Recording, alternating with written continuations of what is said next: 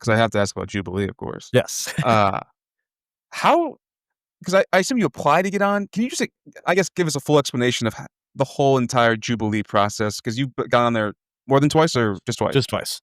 Okay, just twice, like, that's not more than everyone else has ever gone on. But, yeah, can you just explain the whole process to us? I'm very, very curious to hear that. So all of Jubilee's casting calls are public on their website. It's just like jubilee.com or jubileemedia.com/casting. In all of their episodes, people from across the world can apply to. They get a lot of applications, and I'd been on their list for years. Even when I was a Catholic, when I was a Catholic, I was like, "What if I went on one of these episodes?" Um, and I got one of my friends onto the pro-life versus pro-choice teen abortion debate on the middle ground as a traditional Catholic. I essentially got off of their mailing list when I was trying to rethink all of my beliefs. And then with my YouTube channel, I was doing a few different debates, and I was like, "Oh yeah, Jubilee is a thing. Maybe I should apply to something." And so the first thing that I saw was one conservative versus 25 LGBT activists. In my head, I was like, I know the conservative talking points, I know the LGBT talking points, and I could kind of have a nuanced take on both of those ideas. And so I publicly applied to that one. And they get hundreds, if not thousands, of applications. Somehow my application got through and they were talking to me. And I'm pretty sure I mentioned Michael Knowles in my application, not knowing that it was him. Because the hard thing about Jubilee is that you don't know who you're talking to and you don't know about what topics. All you know is one conservative versus 25 LGBT activists.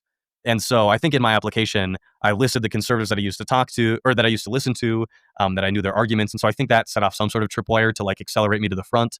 Um, After a public application is accepted, they go to kind of a casting call where they ask you a few different questions while they're recording, get your response so they can figure out, is this person good on camera? Can they make points? How do they deal with new questions that are coming up?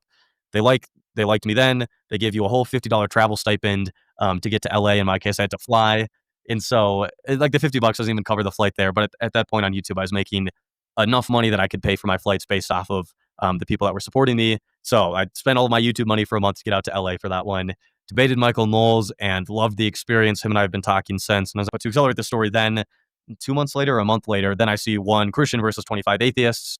I put in my application and I think I went way too dense on it and way too technical. Put in the second application, dumb it down, make sure that the casting director knows what you're talking about. So I put in a slightly less technical one, got into that particular episode based off of their casting questions. I had a hunch that it was Peterson because in the casting questions, it wasn't like Kalam or the argument from morality or like a lot of the traditional apologetic talking points.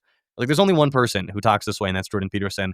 So I did prep for that. I read all of his books, and then we debated him, and his career has not imploded is too strong of a word. The right's belovedness around him has significantly waned, perhaps is a more technical way of describing it.